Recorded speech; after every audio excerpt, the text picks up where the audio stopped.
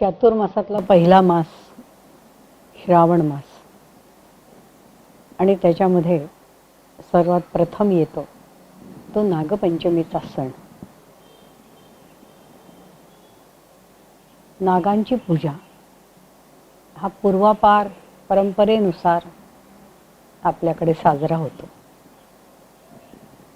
ज्योतीचं पूजन होतं, तो कागद घरोघरी लावला जातो, कापसाची माळ आपण त्याला तयार करतो.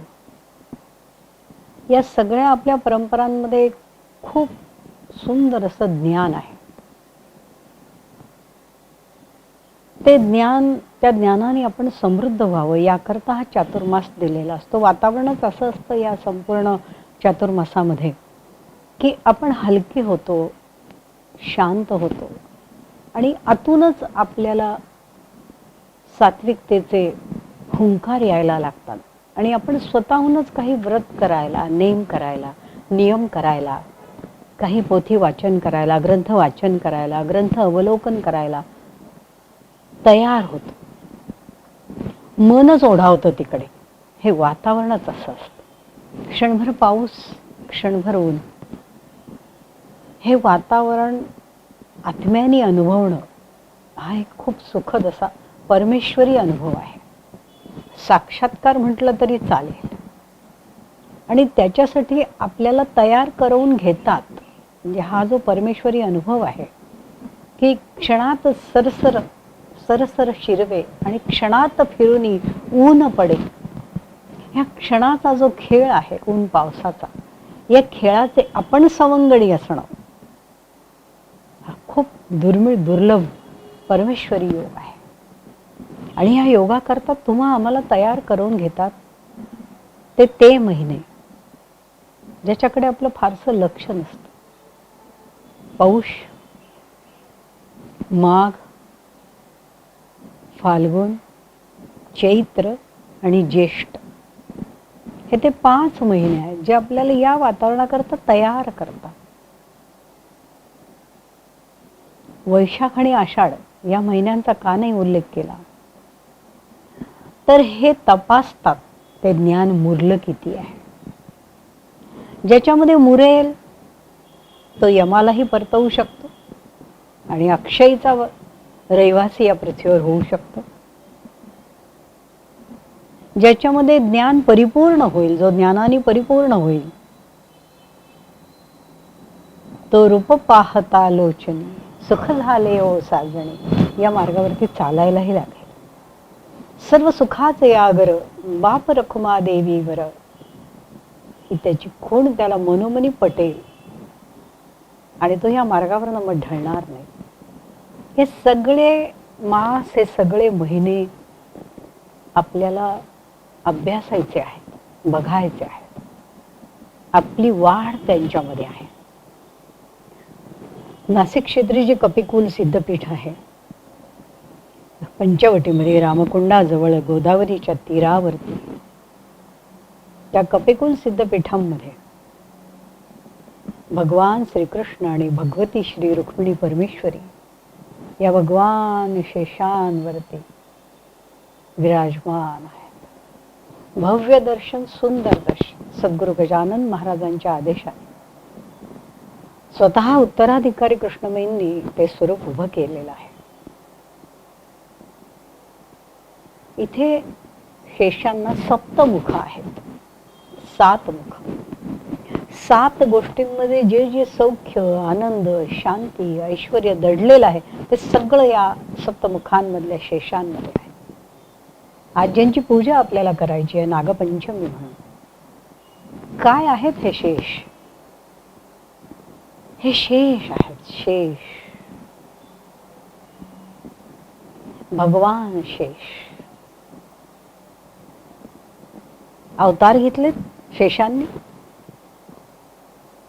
प्रभू रामरायांचे अनुज म्हणून लक्ष्मण स्वरूपामध्ये आणि भगवान श्रीकृष्णांचे अग्रज म्हणून बलराम स्वरूपामध्ये.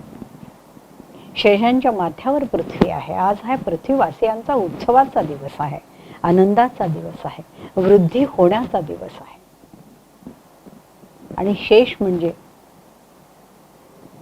सर्व चराचर सृष्टीचे, तुम्हा आम्हा सर्वांचे वास्तुपुरुष आहे. प्रत्येकाचे वास्तुपुरुष हे शेष अवस्थेमध्ये आजही या पृथ्वीवरती विराजमान आहेत. जेवढी कुळं या पृथ्वीवरती आहेत, कुळ नावाची जी परंपरा आहे, कुळ नावाचं जे सूत्र या पृथ्वीवरती आलेलं आहे, ते आलंच मुळात शेषांपासून आहे. आणि त्या शेषांची पूजा आज आपल्याला करायची आहे. त्यामुळे आज आपण फक्त नागांची पूजा नाही करत आहोत, तर आपल्या सगळ्या वास्तुपुरुषांची पूजा आपल्या हातून होतीये. परंतु ती करायची कशी? आपण परंपरेनुसार पूर्वीच्या काळी कसं होतं की तेव्हा खरोखरच लोक एका छोट्याशा सुंदर टोपलीमध्ये नागदेवतेला घेऊन यायचे घरोघरी, आणि मग घरोघरी त्यांची साक्षात पूजा व्हायची. त्यांना लाह्या, बत्तासे, दूध असं अर्पण केलं जायचं. त्यांना जे आवडतं ते, त्यांना केवढा आवडतो, त्यांना सुगंध खूप आवडतो. सुगंध आणि शांतता हे प्रचंड आवडतं त्यांना. आपण अभ्यास याचा केला पाहिजे. आपण पदार्थ वाहत जातो, परंतु याचा अभ्यास नाही करत की हे का आवडतं. जर आपल्या वास्तुपुरुषाची आवड एवढीच आहे, लाह्या, बत्तासे, दूध, चंदन, केवडा, शांत, एकांत, ही वास्तुपुरुषाची आवड आहे. तर ती वास्तूमध्ये किती वाहत आली आहे, प्रवाहानुसार, धारेनुसार, धारणेनुसार, कुळानुसार, याचाही अभ्यास आपण केला पाहिजे. नागपंचमीला ही सगळी जी वास्तुपुरुष मंडळी आहेत, आज ती सगळी पृथ्वीवरती विराजमान असतात. म्हणून आपल्याकडे आपण तवा टाकत नाही, काही शिजवणं आपण निषिद्ध मानतो, चिरणं निषिद्ध मानतो, आज नांगरणं होत नाही. परंपरांना अर्थ आहे, प्रचंड अर्थ आहे, ज्ञान आहे त्याच्यामध्ये. आपल्याला जाणीवेकडे वळवण्याची आपल्या पूर्वजांची ही एक वेगळी आणि विशिष्ट उंची देणारी पद्धत आहे की ती पण मंडळी या पृथ्वीवरती आहेत. आजच्या दिवशी काही करू नका, आजच्या दिवशी ते पूर्ण सुंदर असे सगळीकडे फिरत असतात. काहींना या वास्तुपुरुषांचं दर्शन सुद्धा होतं. काहींच्या शेतांमध्ये हे असतात, काहींच्या विहिरीमध्ये हे असतात, काहींच्या वळचणीला हे असतात, दिसतात, ते करत काहीच नाही. कित्येकांच्या संपत्तीचं रक्षण देखील हे वास्तुपुरुष करत असतात. त्यांना ओळखणं अवघड आहे. परंतु भगवंतांच्या सेवेमध्ये ह्यांचंच प्रथम नाव आहे. शेषशयन, क्षीरसागरामध्ये, दुधाच्या सागरामध्ये भगवंत या शेषांच्या आसनावरती विराजमान आहेत. भगवान श्रीकृष्ण आणि भगवती रुक्मिणी परमेश्वर, भगवान नारायण आणि भगवती लक्ष्मी परमेश्वर, भगवान प्रभू रामराय आणि भगवती माता सीता एकच रूप आहे, ते विराजमान आहे. काय सुंदर सेवा आहे. या शेषांचं रूप आपण कुठे बघत नाही मंडळी.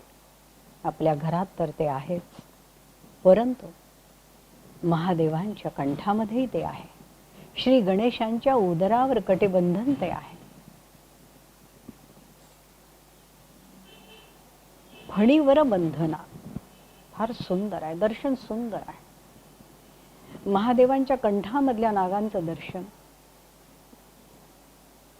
भगवान श्रीकृष्ण आणि भगवती रुक्मिणींच्या शेष शयनाचं दर्शन. शेष भगवान जे आहेत ते आपल्याला शांततेकडे नेतात, शीतलतेकडे, स्वच्छ, धवल, पवित्र या गोष्टींकडे ते आपल्याला वळवतात.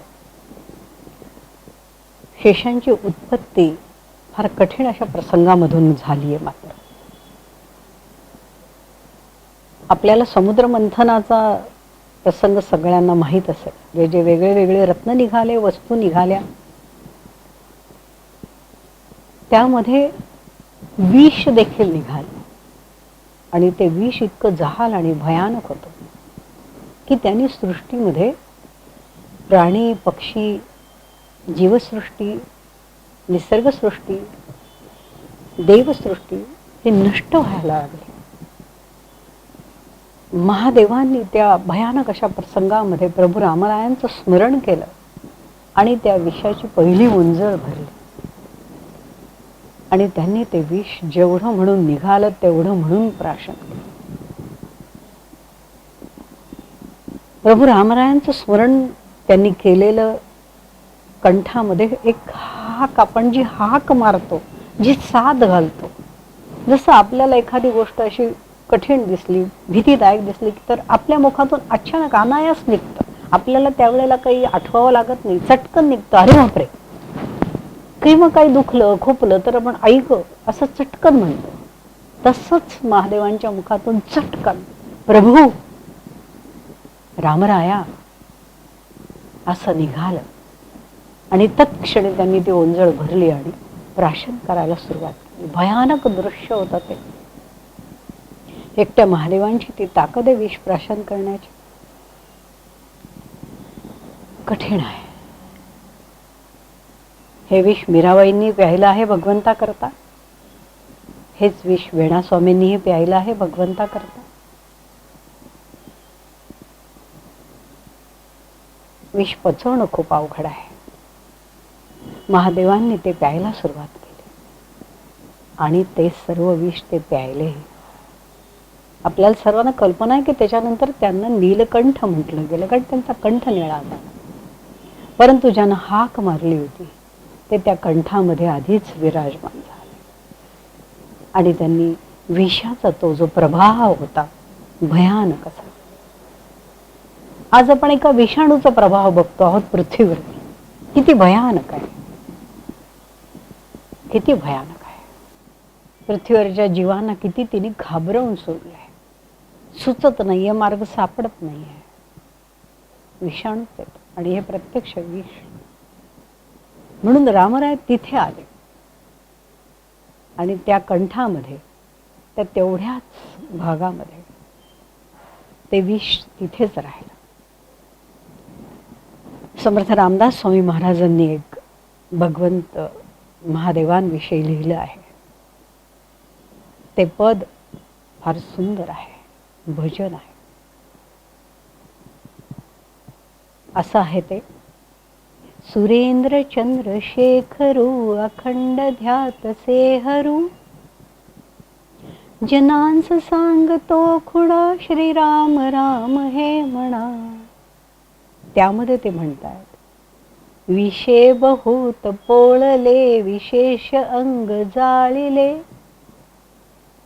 सुरेंद्र चंद्र शेखरू अखंड ध्यात सेहरू, जनांस सांगतो खुणा श्रीराम राम हे म्हणा. महेश पार्वती प्रति विशेष गुज सांगती, सलाभ होत से दुणा श्रीराम राम हे म्हणा. त्यामध्ये महादेव असं म्हणतात विषे बहुत जाळिले विशेष अंग पोळले, विषे बहुत जाळिले विशेष अंग पोळले, प्रचित माझी यामना श्रीराम राम हे म्हणा. प्रचित माझी यामना श्रीराम राम हे म्हणा. महादेवांनी प्रचिती घेतलीये त्या राम नामाची. त्यांनी जेवढी घेतलीये ती आजपर्यंत कोणी घेतली नाही. विष प्यायल्यानंतर अंग जाळायला लागलं, पोळायला लागलं, त्यावेळेला त्या राम नामाची जी प्रचिती आली, जिने शांत केलं,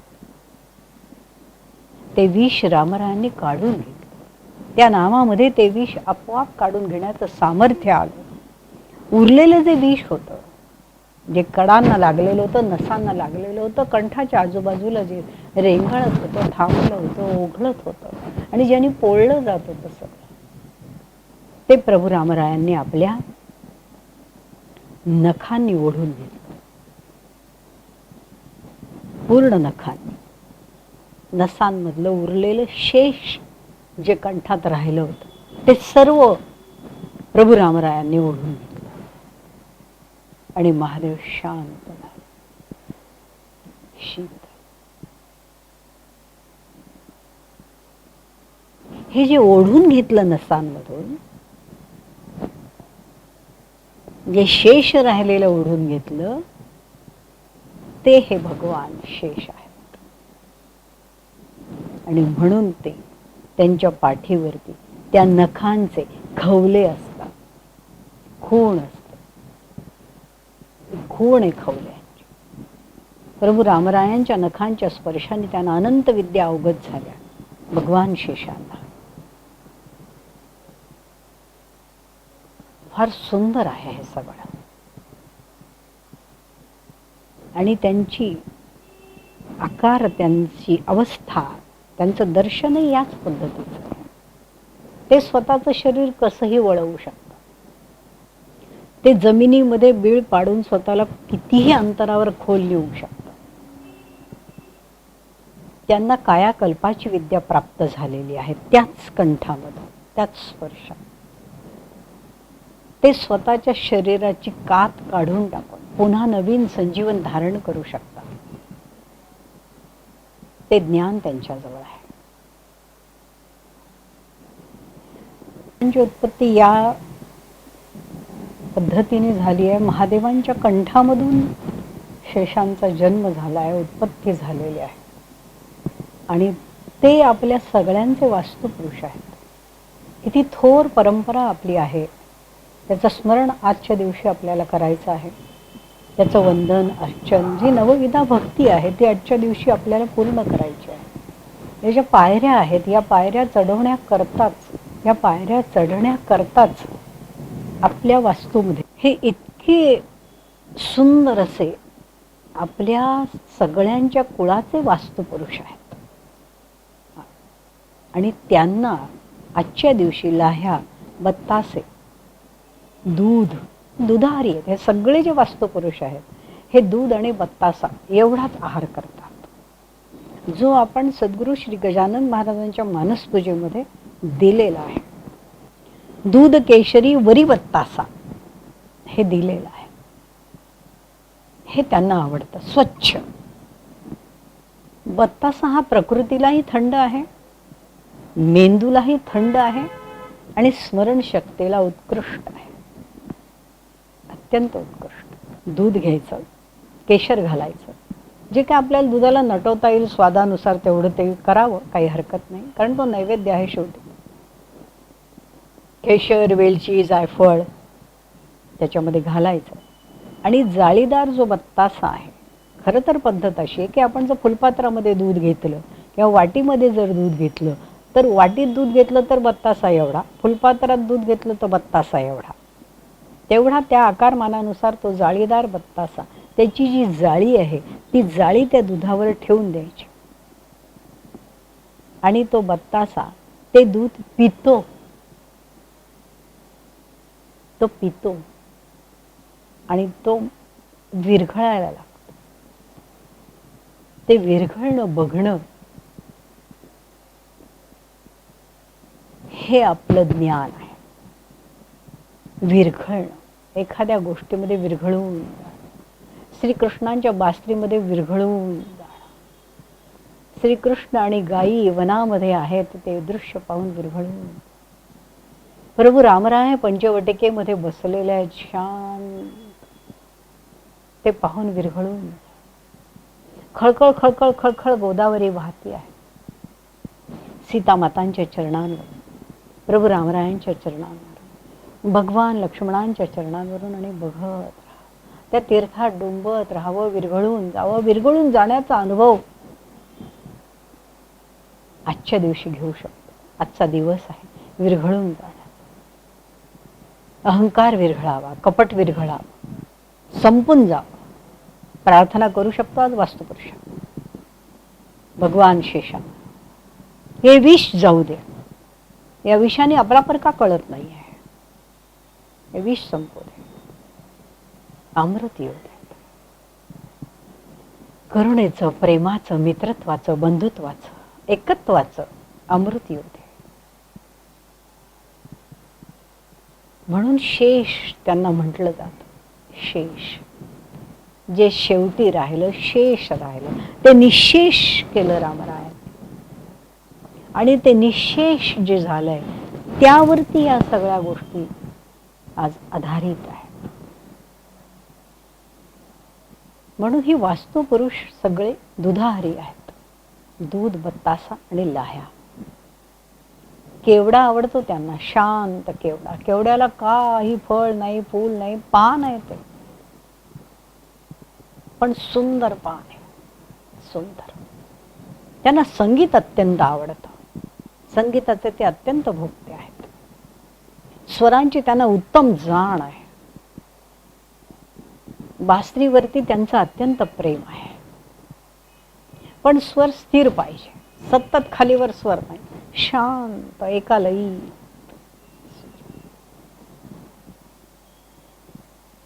असे भगवान शेष आज त्यांची आपण पूजा करतो आहोत.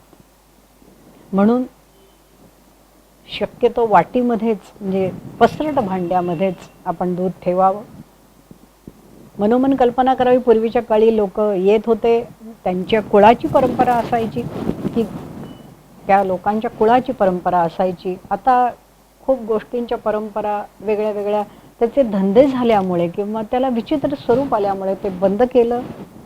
त्यातही काही गैर काहीच नाही आहे, कारण सगळ्याच गोष्टींवरती चांगल्या प्रकारे झाला तर सगळ्यांना हवे आहेत, परंतु त्याचे काही विचित्र परिणाम यायला लागले तर मग नाईलाज आहे. परंतु पूर्वी हा घरोघरी हे असे टोपलीमध्ये नागदेवतांना घेऊन येत असत आणि साक्षात घरोघरी त्याची लाह्या बत्तासे देऊन पूजा होत असे, केवडा व्हायला जात असे. त्या जे घेऊन येत असत ते गारुडी मंडळी, त्यांना सुद्धा थोडंसं अन्न वस्त्र याचं आपण देत होतो, आपले पूर्वज देत होते. ते कुटुंबही त्या गोष्टीवरती चालत होतं. नागदेवतेचं पूजन केल्याचं, आपल्या वास्तुपुरुषाचं पूजन केल्याचा आनंद आपल्याला प्राप्त होत होता. हे सगळं एका विशिष्ट आणि वेगळ्या प्रेमळ स्तरावरती हे सुंदर चाललेलं होतं, सगळं सुंदर चाललेलं होतं. ते अजूनही चालेल जर आपण ते सुंदरतेकडे वळलो तर. आपण आत्ता एका वेगळ्याच जगामध्ये जगतो आहोत, त्यामुळे आपण खूप गोष्टी या अशा सुंदर गोष्टींपासून दुरावलो नक्की आहोत. परंतु आता हे सगळं विष संपून जावं आणि केवळ अमृताचे झरे आपल्याला प्राप्त व्हावेत आणि आपल्या सर्वांना जो आपला हक्क आहे, परंतु आधी त्याच्यापूर्वी कर्तव्य बजावणं आहे, तर असं सारं आपल्याला प्राप्त व्हावं. म्हणून आजच्या दिवशी पसरट भांड्यामध्ये दूध घ्या, कारण हे जे शेष आहेत हे जाळच तोडणारे आहेत, माणसाला बंधातनं मुक्त करणारे आहेत. म्हणून जाळीदार बत्तासा घ्यायचा, दुधामध्ये तो ठेवायचा आणि ते विरघळणं बघायचं, शांत, कुठलाच विचार न करता. आजच्या दिवशी हे करणं गरजेचं आहे.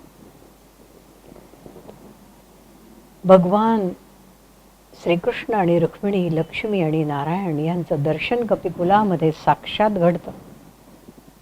सप्तमुखांचे शेष तिथे आहेत. आपण या चातुर्मासामध्ये जी व्रत दर गुरुपौर्णिमेला देतो, ती व्रत आपण या नागपंचमीपासून द्यायला सुरुवात करणार आहोत. ज्या कुणाला ही व्रत करायची आहेत, आपल्या कुळासाठी, आपल्या गोत्रासाठी, आपल्या पूर्वजांसाठी, स्वतःसाठी, येणाऱ्या पिढ्यांसाठी, त्यांनी जरूर कपिकुलाच्या या पुढे दिलेल्या नंबरवरती संपर्क करा. त्यांना ती व्रत दिली जातील. मनोभावे ती व्रत करा. कपिकुलामध्ये येऊन जरूर दर्शन घ्या. कपिकुलामध्ये गरुड आणि म्हणजे कपिकुलामध्ये महाबली वैनतेय म्हणजेच गरुड आणि महाबली हनुमंत, अंजनी कुमार यांचं एकत्र स्वरूप आहे. मंदिरामध्ये हे असतं, परंतु एका बाजूला हनुमंत आणि एका बाजूला गरुडजी, एका बाजूला महाबली हनुमंत आणि एका बाजूला महाबली वैनतेय असं स्वरूप तिथे असतं. परंतु हे एकत्र स्वरूप आहे, अत्यंत सुंदर स्वरूप आहे. जगामध्ये हे नाही आहे दुसरीकडे, असं एकमेव स्वरूप इथे आहे. आणि शेषांच्या या दर्शनाने जी धन्यता आपल्याला प्राप्त होते ती कपिकुलामध्ये निश्चित आहे. नागपाशामध्ये ज्या वेळेला प्रभू रामरायांना आणि बंधू लक्ष्मणांना बंदिस्त केलं गेलं रावणाकडून, रावण महाशयांकडून, तर त्यावेळेला महाबली हनुमंतांनी गरुडजींना, महाबली वैनतेयांना प्रार्थना करून, त्यांना पाचारण करून या नागपाशातून बाजूला केलं. परंतु इथे जसं गायी व्याघ्र एके ठाई झाली, असं भगवंतांच्या सुरेल बासरीचं वर्ण आहे. भुलविले भुलविले भुलविले वेणुनादे. किती भुलवलं, कुणाला भुलवलं, त्याचं वर्णन जेव्हा करतात त्या वर्णनामध्ये आहे, गाई व्याघ्र एके ठाई झाले, वैरभावा समूळ विसरली. तसं या कपिकुलामध्ये हे सगळेजण शांत सुंदर विराजमान आहेत. असं मैत्रत्वाचं, बंधुत्वाचं, प्रेमाचं हे स्थान आहे. या स्थानामधूनच ही व्रत सर्वांना प्राप्त होणार आहे. प्रत्येक सणाचं महत्त्व असं आपण देणारच आहोत. ते जरूर सर्वांनी श्रवण करा. जेवढं शक्य होईल तेवढं जरूर सर्वांनी करा. आता नियम करण्याची गरज आहे, आवश्यकता आहे. कारण हे एक आत्मिक बळ आहे. बाह्य परिस्थितीने जर माणूस कोसळून गेला तर आतमधनं तर त्याला उभारी हवी ना. म्हणून आतमधनं त्याला ठाम करण्याकरता व्रताची आवश्यकता असते, नियमाची आवश्यकता असते. त्यामुळे जरूर या गोष्टी, जी व्रत आपण देणार आहोत त्यासाठी संपर्क सगळ्यांनी करायचा आहे. कपिकुलामध्ये येऊन दर्शन करायचं आहे भगवान शेषांचं. सप्तमुखांचे शेष आहेत. त्यामुळे इथून पुढे आपण 14 दिवस पूर्णपणे भगवान शेषांचं दर्शन करायचं आहे. शेषांचे एक स्तोत्र कृष्णमयींनी प्रत्येकाला दिलेलेच आहे. अनंतम वासुकीम शेषम. शेषांचे वेगळे वेगळे त्याच्यामध्ये कुळं आहे. पद्मनाभम, कालिय, धृतराष्ट्रम, तक्षकम अशा सर्व प्रकारच्या नागांच्या कुळांचं वर्णन त्याच्यामध्ये आहे. त्यांचं वंदन आहे. आजच्या दिवशी कालियाचं मर्दन केलं होतं भगवान श्रीकृष्णांनी आणि संपूर्ण गोकुळाला त्यांनी कालियापासून मुक्त केलं होतं. आजच्या दिवशी आपण प्रार्थना करूया की असंच कालियाचं मर्दन म्हणजेच अहंकाराचं मर्दन, भीतीचं मर्दन, ह्या रोगाचं मर्दन करण्याची शक्ती आपल्याला आपल्या भगवान शेषांकडून, आपल्या वास्तुपुरुषाकडून प्राप्त व्हावी आणि प्रत्येकाच्या कुळामध्ये आनंदी आनंद होऊन गोकुळ नांदावं. जय गजानन.